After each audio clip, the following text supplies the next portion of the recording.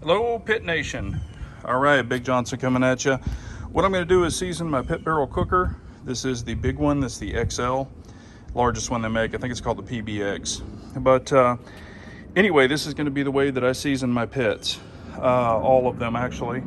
Sometimes I'll use lard. Sometimes I'll use spray. But on this one, I'm just going to use the inexpensive extra virgin olive oil spray. So just the cheap one. You don't need anything super high priced. But anyway, I'm just going to spray the whole pit, spray everything in there, spray the inside of the lid, not any of the outside exterior. You don't want to get it on the exterior. Do have some accessories on here. I've got the bottle opener, I've got the fire pit cover that goes on the bottom, the ash can.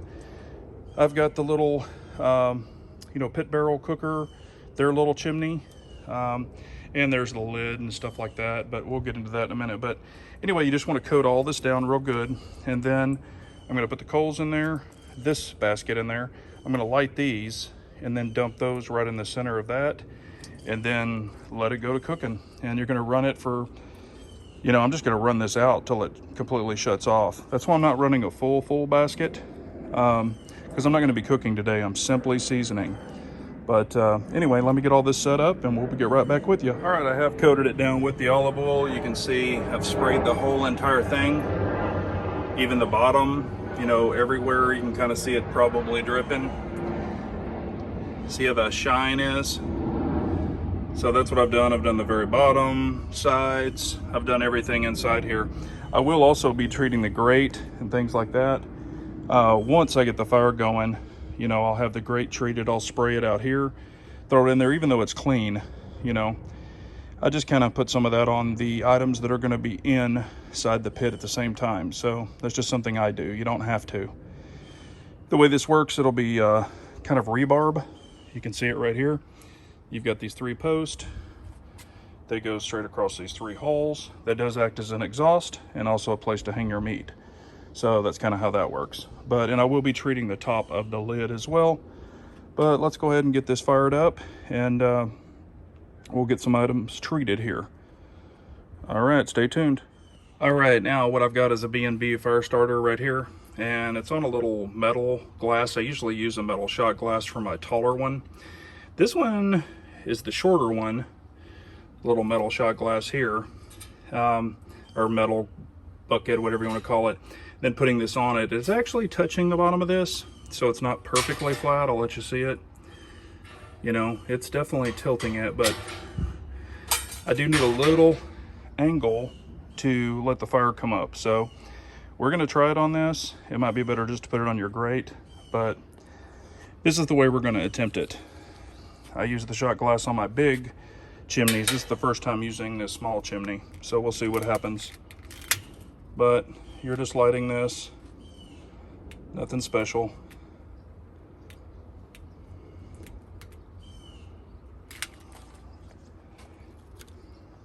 And then I'm just going to set this on here, and hopefully it doesn't smother it out.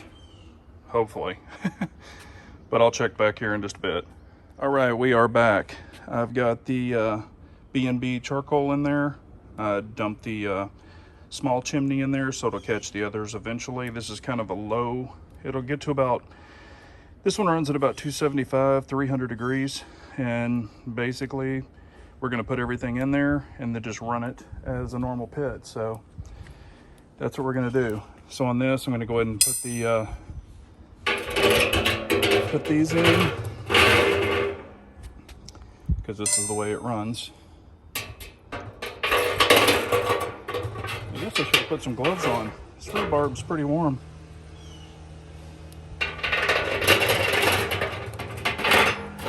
Neat thing about this is it does have a horseshoe on the lid and the holder. I've already treated, you can see all the oil on this, so I've already treated the lid. And basically, we are now going to put, and I've got my chimney over there cooling and my little shot cup that y'all saw earlier. And we're just gonna run it. So let it season up. You can see olive oils all around there. I will go ahead and spray. You gotta be careful of a flare up, but I will go ahead and spray the grate. And I'll spray these bars, it doesn't matter. Not gonna hurt it. Whew. Get a little bit of that olive oil going in there. And that's how I season it. So now I'm just gonna let it completely burn till it goes out on its own. That is one thing about the pit barrel. You kind of can't, you just have an inlet here. I've got it set to about 1/4 on the bottom. You set it towards your atmosphere, so it's got like a gap in the bottom. I might open it a little bit more, but we'll see. But that's basically what you do. So not anything real major. And we will take this and put the lid on it. And that's it, we're done. You could see that oil was dripping off on the ground. I don't like that, that's kind of gross, you know. But anyway, so that's what we're gonna do. We're just gonna let it run. This system is designed to kind of, they call it a cooker. So it's kind of convection type cooker. But, and you can see the smoke coming out of where the rods are right here. That's also the way that it works. So the inlet's down here, your exit are up here. You got 3 on the top, or the left, and then 3 over here as well. So that's kind of how it works. But now, that's all we do. So it's super simple, not any big deal. I think some of the overspray did get on here, but it'll be okay. I've got a cover. Once it completely cools down, probably tomorrow or tomorrow night, I'll put the cover back on it. So anyway, if you have any questions or comments or anything like that, how do you season your pits, leave them below. I'd love to hear. But I do this even after I clean a pit, like scrub it out like a kettle or anything like that. I still do this to kettles, smokers, pits, anything you're going to be cooking in.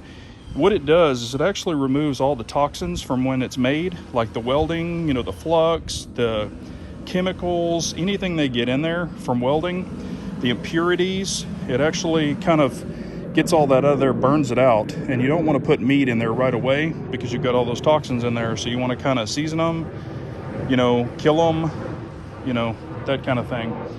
So I do it to all my pits this way. Again, even after I clean them. God, it's hot here in Texas. Whew. It's like freaking 105 right now, and I'm out here messing with fire. But anyway, that's what I do. So let me know if you have any questions, comments, concerns, anything like that. Let me know if I did it wrong, if I didn't do it your way. You know, just anxious to hear what y'all like to do. Take care, everyone. And remember, we all got to smoke on.